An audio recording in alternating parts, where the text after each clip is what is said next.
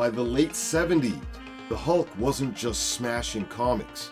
He was becoming a television phenomenon thanks to the television series starring Bill Bixby and Lou Ferrigno. But on comic covers, the Green Goliath was even wilder. And tonight we're going to look at 15 covers that'll make you say, "That's incredible." Without television's John Davidson, Kathy Lee Crosby, and Super Bowl also ran Fran Tarkenton. No, this is the Pop Culture Cosmonaut. You're gonna like, comment, and subscribe, or smash something. Alright, here we go. We're gonna get things started with Incredible Hulk 181, and this is number 16, actually. And you know why? This one's an honorable mention. Okay, and this is the first appearance of Wolverine, of course. This is an iconic cover. Herb Trimpe, John Romita Sr., and Gaspar Saladino did this in July of 1974. Now, I like this cover, but there's a lot I kind of feel funny about, so that's why it's not higher. But still, Wolverine is taking it straight to the Hulk. And the Wendigo running up from the trail. He's late. All right, he slept in. He hibernated too long. Anyways, the scenery is pretty cool. The mountain in the background, the Canadian nature here. The red sky. I would have liked it more if it was a gradient. Honestly, I think that would have changed my opinion quite a bit. It's strange to have a flat red sky, but it's a nice cover. I wish I could have put it higher. But, one thing I gotta say about this too, in the issue, Wolverine talks a hell of a lot. And he talks about what he says here. "Sorry, Hulk, but seeing as how you're about 2 feet taller than I am, and you outweigh me by about 100 stone, I'll just keep moving if you please, because moving is the thing I do best." I mean, what are you talking about 100 stone? We don't talk like that up here, man. We do pounds just like everyone else. Well, not everyone else. Yeah, that's weird. That's a mistake on the writers. Should have done more research, I think. But yeah, iconic stuff. But we're going to move on to the real top 15. All right, the next one I want to talk about is Incredible Hulk 182. It's the very next issue. All right, and this is September of 74, Herb Trimpe again. Herb Trimpe's all over this list, by the way. He was the premier Hulk artist during the 70s. And it's Hammer and Anvil. All right, the infamous Hammer and Anvil, victims of Scourge years later during the shooting spree that was famous for that time. But Hammer is running straight at him. I'm not even saying that this is a great cover either. I think there's things wrong with this one too, but somehow the scenery, I love the prison background here, the backdrop, and this purple sky I kind of like. I know I talk a lot about gradients sometimes, but this solid purple sky works for me. I love the contrast with the word mark as well. And Hammer and Anvil, the type on under the word mark there for them gives them some legitimacy, I feel. So I like this one. Now, by the way, this issue contains one of the funniest origin stories of all time. If you don't mind, let's just partake a little bit. These two have escaped from prison. All right, they're chained, they're shackled at the wrist, and they come across an alien. All right, "Oh my sweet lord, planet dwellers, I beseech you." And then, ugly, you ain't gonna beseech me. Not if this 38 I lifted from the guard I trashed has anything to say about it. Blam, blam, blam, blam, blam. He just licks off some shots straight at him. And then, like jet-propelled bees, the leaden pellets hum through the air, then are driven through a broad inhuman chest.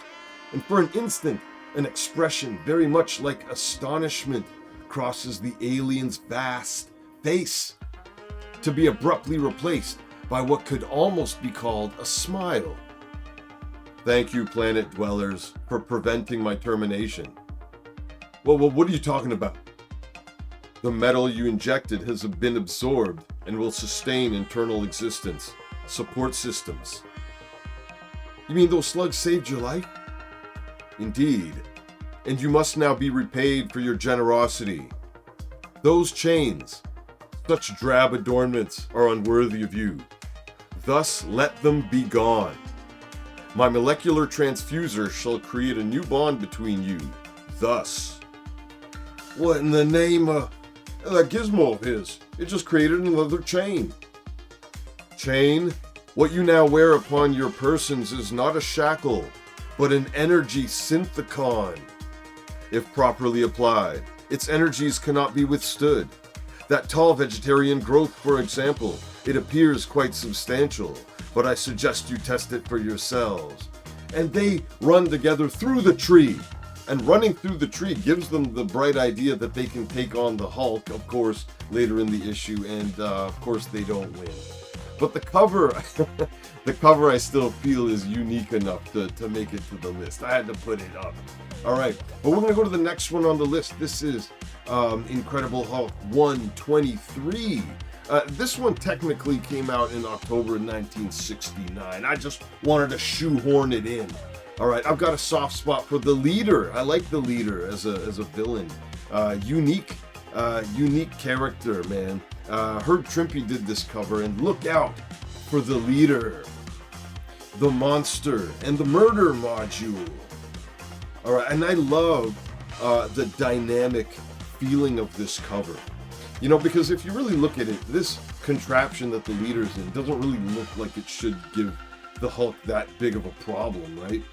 Just take out the legs. You know, it's just this beam at the top, though. I love the focus of it as it blasts the Hulk in the chest, and the lines around it. The blue, surrounded by that black background. I think that gives you, and the trees also in the at the bottom of the scene here being uprooted. I mean, that looks like a pretty serious blast that the Leader's putting on him. Yeah, and you know, actually, this I believe was reprinted. This cover, this alternate cover, I don't think works quite as well, does it? And the Leader, it looks like he's getting put through it here, so that's not really the same thing to me. Yeah, all right. Let's move on to the next one here. This is Incredible Hulk 163. All right, and take a look here. Get him, smash the Hulk. So speaks the Gremlin. Is this diminutive fella here gets his rocket soldiers? It looks like almost wearing like mecha, going after the Hulk with some suction cups. Okay, but the Gremlin, who becomes later known as the second Titanium Man. On this cover, you see him with this jetpack. I always dig jetpacks, man. But I love the movement on this cover. I think Herb Trimpe really excelled at stuff like that. I like the red around this as well. A lot of nice color contrasts on this cover. And the facial expression on the Gremlin. Son of the Gargoyle. All right. And in this issue, you know, the Gremlin has a lot to say to the Hulk about that. Interesting stuff. At one point, he reveals himself here a little bit, saying, "My father was the Gargoyle, a loyal scientist whom radiation turned into a deformed genius. He captured you for study, and you killed him. But soon after I was born, complete with his mutant features and brain, and I vowed vengeance. I had not planned on having it so soon, since I am still but a child." A child? I don't believe that. All right. And but your providential arrival has changed my mind completely. I can use you in my work, Hulk. And if I cause you pain, I shall doubtless weep about it at a later date. And look at his red eyes here. He's been, you know, you need to approach the Hulk in a sober state. This Gremlin dude making a mistake. He's slipping. All right, but anyways, the cover I dig a lot, man. A lot of drama on it. Okay, the next one on the list that I'm gonna talk about. This is number 12, ain't it? It's Hulk 200. All right, nice round number. And look at it, man. There's a lot going on. The monster or the man. As Bruce Banner struggles being the Hulk and all the faces surrounding him, many of whom appear in the issue in some way, shape, or form. All right, and it's not just his foes. You can see others around as well, other heroes here and there. And this is the work of Rich Buckler, John Romita Sr., Gaspar Saladino. And this is in March of '76. All right, but during this issue, it's more of a psychological one, inside the mind of Bruce Banner. All right, and he encounters, like I said, in some way, shape, or form, a lot of the villains and heroes. And look, MODOK is here, and the Harpy, and the Gremlin, who we just saw. Look at what he has to say here. I like this. He's talking some smack to MODOK. MODOK, you're a microcephalic cretin when compared to the Gremlin. You gotta love that kind of stuff, man. All right, but yeah, we're gonna move on. We got a lot to get through, man. This is Incredible Hulk 132, Like a Beast at Bay. And look at this, the Hulk, and he's pretty small on this cover, surrounded by Hydra henchmen, holding his little buddy, Jim Wilson, and saying, enemies all around Hulk, on every side. Hulk must fight or die. I love the scene here. The red background, the blue floor, and the hole through the wall as well. This is just a well done dramatic cover, and the body of his, well, you know, the limp figure of his friend Jim here in his arms. It looks like serious business. And in this issue, this kid Jim, local roughneck, all right, he ends up getting whisked away by a Hydra aircraft, and they try to kind of like sweet talk him into helping them out and so on, and things get a bit antagonistic. Pretty interesting to see that, but obviously things go south, and Hulk has to step in and save this cat. But yeah, I love that cover, man. I just think it's super dramatic and pulls it off nicely. All right, but yeah, let's keep it moving, man. This is the next one, Hulk 210, and this one came out in January of '77, a bit later in the decade than some of the other ones I've covered. And look at this, the Hulk in the middle here, between Dr. Druid here to help you with your problems. All right, and the Mahayogi. Hulk, I order you to capture the Mahayogi. All right, Man Brute, I command you to destroy Dr. Druid. And Hulk caught up in the middle. Both of you stop. You're tearing Hulk's brain apart. You know, as much as I make fun of Dr. Druid, and I definitely do, all right, I like the drama of him, of Hulk getting caught up in the middle of these two, in this castle setting. I think it's a pretty well done dramatic cover. And the word bubbles are just enough, all right? Just enough. Not as excessive as others. All right. Let's go to the next one, though. All right, so this one is Incredible Hulk 209. Okay, right before this one, right before the Dr. Druid one, this is the Absorbing Man on the cover, who's come back for revenge. And what Crusher Creel wants, he gets. Okay, and this one was by Ed Hannigan, Frank Giacoia, Danny Crespi. Different team this time around. A gigantic Absorbing Man strangling the Hulk with his ball and chain. And this construction site with all these workers hightailing it out of there if they got any brains on them. And by the way, in this issue, this is one of the rare cases where you see the Absorbing Man wearing a costume. He's wearing a yellow and blue costume in this. I'm in favor of that. He's always shirtless, wearing jail pants. You know, the battle of the two poorly dressed guys in Marvel. The Hulk and the Absorbing Man. You know, Hulk everywhere with his purple pants. You know, I never understood why he never got hooked up with better, you know, better pants that would sustain him through his transformations. He knows so many superheroes and scientists that could help out in that regard, but instead wearing tore up slacks. All right, some Dockers or something. The next one is Incredible Hulk 144.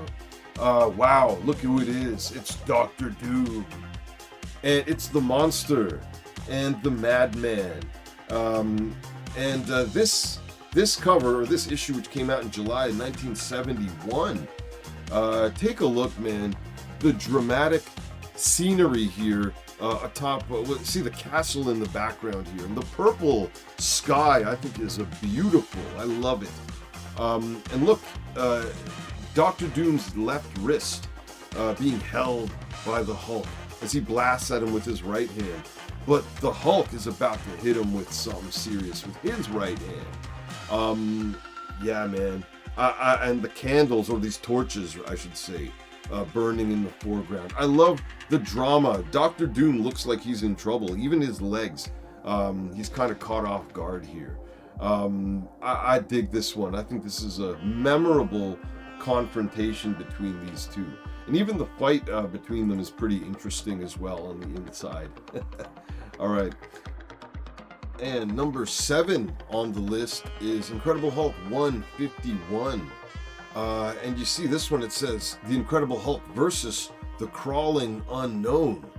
And this is a very unique cover. There's no supervillain on it. There's no giant behemoth monster or robot that, often the Hulk, or soldiers the Hulk is fighting. This is a bit more elemental, isn't it? And look at what Hulk is saying here. Hulk's fist sinks right into that thing that lives. For the first time, the Hulk is helpless. Helpless! I love the composition of this cover. I also love the border that you see surrounding it. This era, this is February of 1972. Sometimes, many of the Marvel covers had that border looking like a novel. And I just think it really made the images pop a lot. And this one works. And actually, this thing is a congressman, I think, or a senator. So this seriously ill senator injects himself with the Hulk's blood, but instead of getting better, he becomes this strange, weird thing.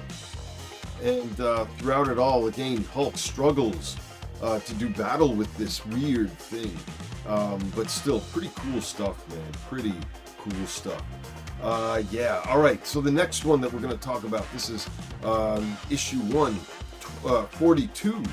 And this one features the Valkyrie holding the Hulk above her head from this precipice, or this tower, it looks like.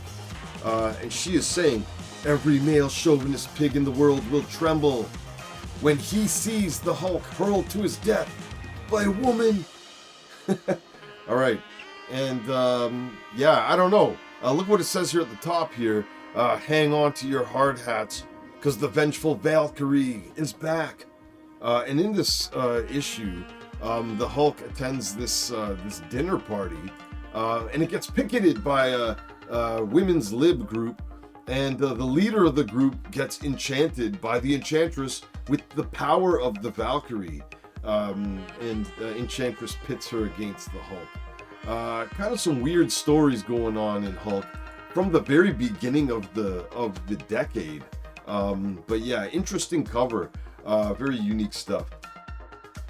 And we are in the top 5. This one is Incredible Hulk 213, which came out in April of 1977. Ernie Chan, Danny Crespi did this one. Look at this, introducing the 5-in-1 threat. You just don't quarrel with the Quintronic Man. And this is a bizarre cover, I think. This robot holding a surprised Hulk in its grasp. But look at the pilots. You can see 4 of them. Not 5, but yeah, there's someone in the left hip. All right. And it's just a unique looking foe. And I believe it comes from Stark International, and these scientist dudes just, go off doing their own thing with it. But yeah, they're talking trash to the Hulk while fighting him. but also kind of like disagreeing with each other about stuff.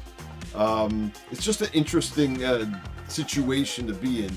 I'm not really sure why this robot would need a face, like an angry looking human face.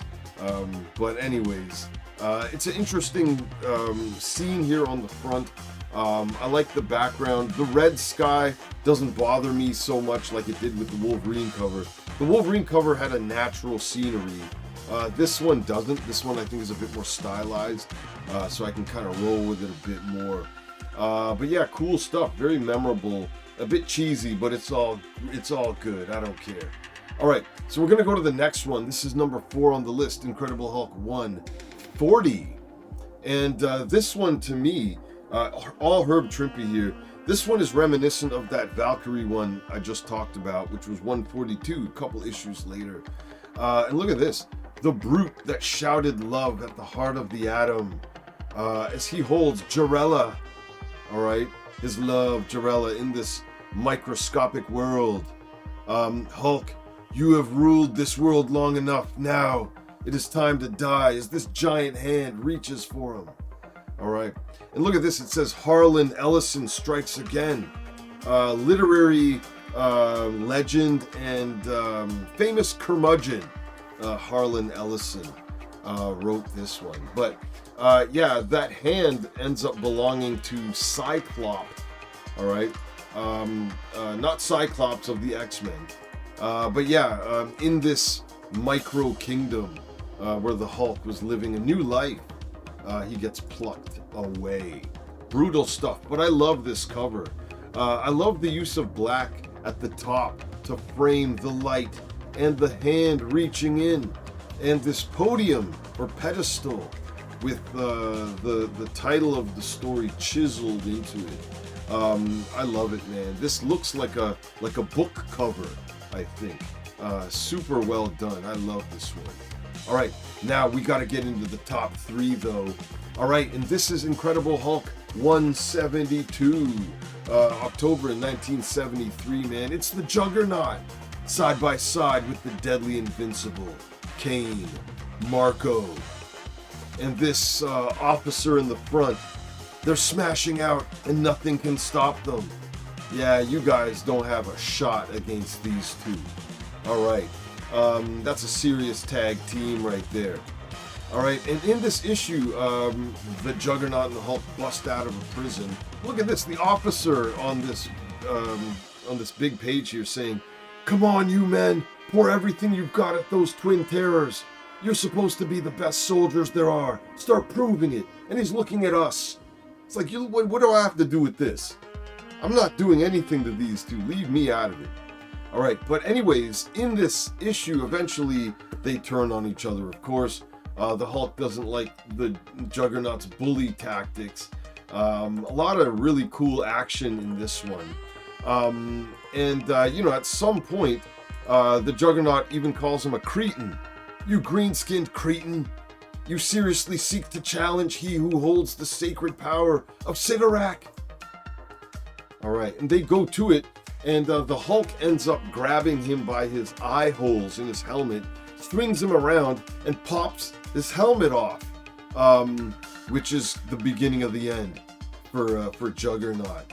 And yeah, as the Hulk just kind of walks away, Juggernaut, who still wants to continue the fight, all right, gets caught up by the X-Men, and they just, like, with his exposed head, put the mental blast on him, and it's game over.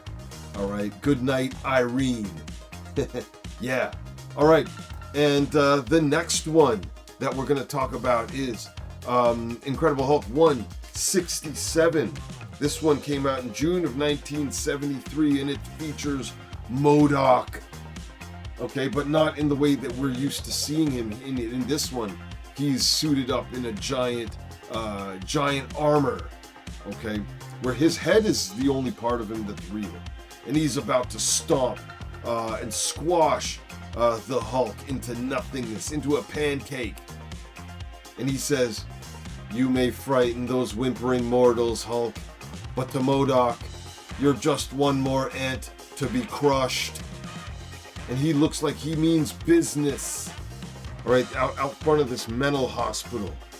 All right, destroy, cries the monster. And I love the setting on this one. I love the background. I love this hospital. I love the gradient, red and orange and yellow. I love that. I love MODOK's face on it. He means business. I love the desperation of the Hulk on this one. This is great stuff. This is very memorable stuff. And in this issue, Hulk ends up taking off arms, right? Ripping off arms. Bursting the hand of this robotic armor. And also goes for his head. Tries to knock the head off the body by the neck. But it's MODOK, so he just flies away as a head, basically. All right, and it's and look at this panel. Look at the language here. But to the Hulk's almost laughable stupefaction, the head just zips away into the safety of a sable sky. All right, love that word, stupefaction. Great stuff. But MODOK, I love MODOK. I think he's a great cover villain. And he had a very memorable death in Captain America. Years later, 313, I believe, is the issue. Great issue. And I covered that one before in the Book of the Dead. But listen, ladies and gentlemen, we've got one more to go. All right, and the next one is Incredible Hulk 135. This is my number one pick of the 1970s, my very favorite. And look at this. It's for Kang to conquer. The Hulk must die in the fury of the time storm as the years crush the Hulk. All right, 1971. Although this one came out in October of 1970, so it was 1971 was the future when this issue came out. I love it, man. I just love the creativity of the years before 1970, 69, 68, and so on and so forth. Looking a bit more decayed as you go higher up. But Kang is another great cover villain. I've done a video on him, and he's worthy of it. And I did a whole video, the Avengers saga with Kang in the 80s. A lot of fun, man. But yeah, Kang thinks he's got Hulk right where he wants him. But you never underestimate the brain of the Hulk. Everyone always say, "Oh, you brute, you unintelligent dolt." But things don't always work out the way they think that it will. But yeah, I love the background as well. The machinery or whatever that is behind Kang. Very Kirby-esque, but it's Herb Trimpe. But I love that madness, technological madness that Kirby brought into Marvel Comics years before this, but you see it on full display right here. This is an amazing, memorable, all-time cover. Even if I were to do maybe my all-time covers of the 70s across Marvel, this would probably make my top 10, but who knows? I don't know yet. But yeah, there you go, ladies and gentlemen. That was the 1970s, the decade of the Hulk.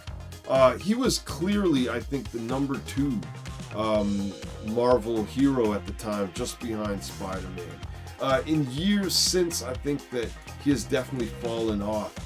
He's much lower than that. Even in the MCU, his character gets relegated. Hasn't got a chance to shine. But yeah, what do you think, y'all, about the Incredible Hulk in the 1970s? Did I miss the mark? You know what? I gotta say, there's a lot of great covers in this era, so don't be surprised if I come back again with another one. You know what I'm saying? But let me know in the comments, y'all. Alright, so this is the Pop Culture Cosmonaut once again. And we knocked that one out of the park, I think. Alright, long live the Retro Comics Revolution!